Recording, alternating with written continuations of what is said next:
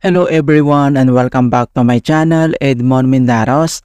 And for today's quick tutorial, and I'm going to show you guys on how to resolve your PC keeps restarting after installing new GPU.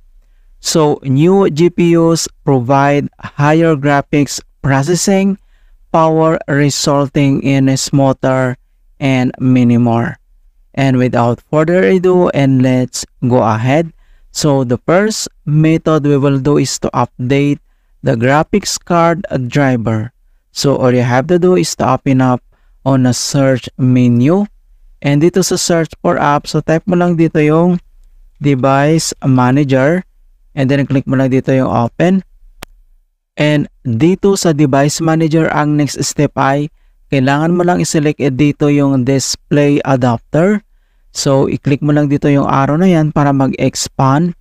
And then, kailangan lang natin i-update itong kanyang driver. Alright? So, kung paano ba natin ito i-update? So, kailangan mo lang i-select and then right-click. And then, select mo lang dito yung update driver. So, click mo lang yan. And then, may dalawang option dito na pwede nating i-select. Like, browse my computer for drivers. And then search automatically for drivers. So kahit ano dito sa dalawa ay pwede po siya. And then itap mo lang itong search automatically. So click mo lang yan. And wait natin.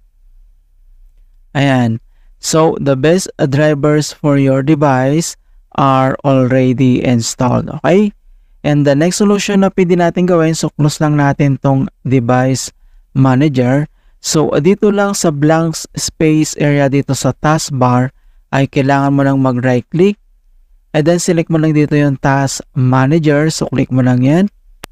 And dito sa task manager at dito lang sa processes tab ay kailangan mo lang i-locate dito yung Windows Explorer. Okay?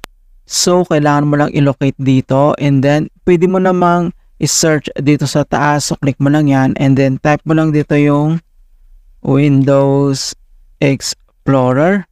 And in the next step, so select mo lang siya and then kailangan mo lang mag-right click and then i-click mo lang dito yung restart. Okay, so click mo lang tong restart and wait natin. And alright, so after dito sa task manager and then close lang natin.